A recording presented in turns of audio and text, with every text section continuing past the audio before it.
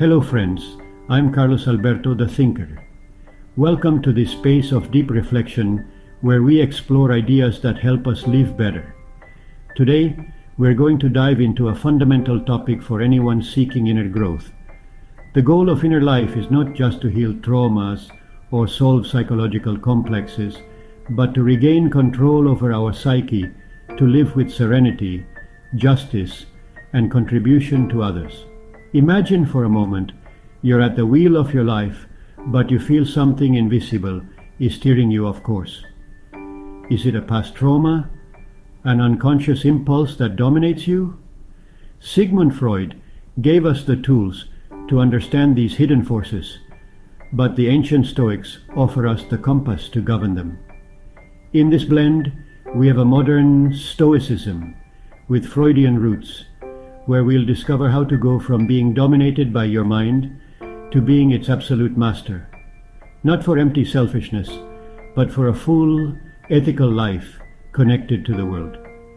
From a corner in Florianopolis, Santa Catarina, with the sea as a witness to these reflections, we're going to unravel this step by step. If you're ready to regain control and contribute to the common good, stay with me. Let's start with the main problem. In many forms of psychotherapy, especially those inspired by psychoanalysis, the emphasis is on healing, unearthing childhood traumas, resolving complexes like Oedipus or Electra, releasing repressions that tie us to the past. This is invaluable. Freud revolutionized our understanding of human beings by showing that much of our behavior comes from a dynamic unconscious, full of drives, repressed desires, and unresolved conflicts. But here, a subtle trap arises. If we only focus on healing, therapy can become an endless cycle. There are always more layers to dig. Why this fear? Where does this repetitive anger come from? The patient gains deep insights. They understand the origins of their neuroses.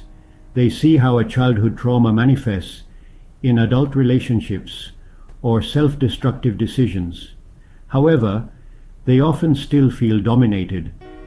Impulses arise out of nowhere, an anxiety attack in the middle of the night, a relational pattern that repeats despite intellectual understanding, or mental rumination that consumes endless energy. Why does this happen? Because knowledge alone isn't enough. Freud himself hinted at it. The unconscious isn't an enemy to be eliminated, but a reservoir of vital energy that protects the conscious self from overload. When it represses the intolerable, it does so out of practicality, so we can function in society. But if that repression is rigid or conflicted, it creates symptoms like compromise formations. The pain comes out disguised, and we feel like passengers in our own mental vehicle, not drivers. In my experience, living in Florianopolis and reflecting by the sea, I've seen how this psychic domination affects daily life. A friend might understand their fear of rejection, rooted in childhood abandonment, but still avoids deep relationships.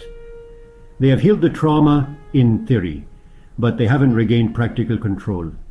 That's where mere healing fails. It leaves us informed, but not empowered. Let's dive deeper into the Freudian view. Sigmund Freud, the father of psychoanalysis, saw the psyche as a dynamic apparatus divided into parts. The id, instinctual drives, chaotic and amoral; the superego, internalized rules, often repressive; and the ego, the rational mediator that navigates reality. His famous motto, "Where it was, there ego shall be," summarizes the goal: to expand conscious territory so that the ego governs unconscious forces. Freud sought inspiration from artists to validate his ideas. In Leonardo da Vinci, he interpreted childhood memories and paintings as symbols of repressed sexual conflicts. In Michelangelo, Moses represented the triumph of reason over passion. Artists, for Freud, have privileged access to the unconscious. They sublimate drives into elevated creations, revealing truths that the average patient represses. This depth is great. It helps us map the unconscious as a practical tool, not a pit of problems. Its primary function is to preserve psychic balance, propel survival, and foster creativity. But Freud was more of a cartographer than a practical navigator. His therapies were long, years of weekly sessions, focused on interpretation and transference, without daily tools to apply insight in the here and now. There lies the limit. Without an ethical and practical compass, psychoanalysis can get stuck in intellectual understanding, leaving the patient vulnerable to the same forces they understood but didn't master. Here Stoicism comes in as the perfect complement, a philosophy of life that transforms Freudian insight into immediate action. The ancient Stoics, Epictetus, Seneca, Marcus Aurelius, didn't explicitly speak of the unconscious, but they recognized equivalents: automatic impressions, phantasiae, irrational passions arising from mistaken judgments, and instinctive impulses that must be governed by reason, logos. For them, the unconscious isn't inherently problematic.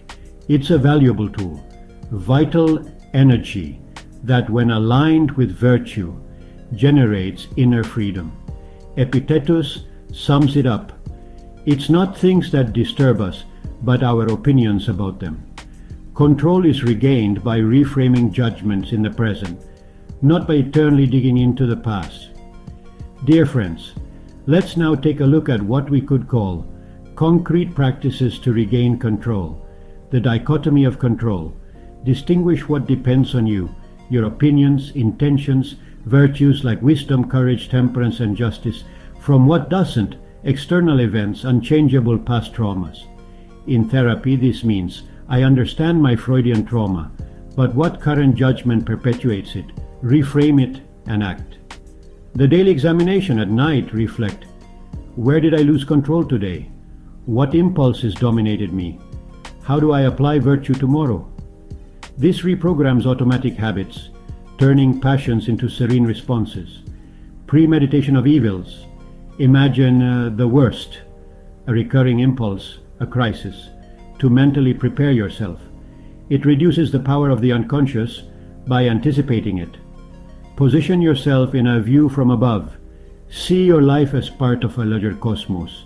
Your conflicts seem small, fostering equanimity. Let's go to a practical example: learning to drive a car. At first, everything is conscious and exhausting. You think about every pedal, mirror, turn. With practice, it moves to the unconscious. You automate to drive smoothly, freeing your mind for bigger decisions. The same with the psyche. An impulse of anger, Freudian root in repression, is automated as Stoic serenity through virtuous repetition. You've regained control. Your mind works for you, not against you. In my modernized Stoic-Freudian synthesis, you combine the best. Use Freud to understand deep roots, why this impulse, but apply Stoicism to quickly master it. What do I control now? The result: shorter therapies, lasting changes. Regaining control isn't a selfish end. It's the foundation for an ethical and connected life. With control you achieve serenity, ataraxia, equanimity in the face of the uncontrollable, like the waves of the sea in Florianopolis that come and go without disturbing you. Justice, dichotomy. You treat others with fairness, recognizing that their actions arise from endless causal chains. You don't judge with passion, you act with compassion. And most importantly, contribution to others.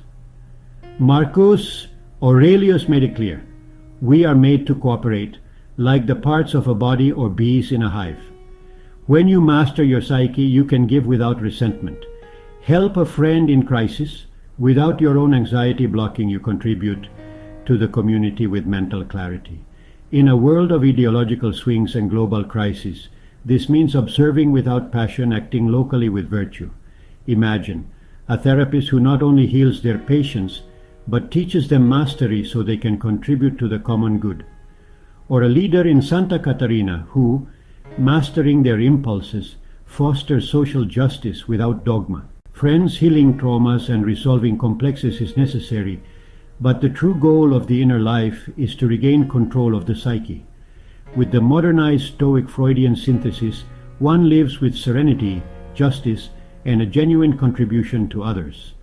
To think clearly is to live better, and to live better is to serve humanity better. What do you think? Have you experienced that shift from being dominated to dominating? Comment below. Share your thoughts.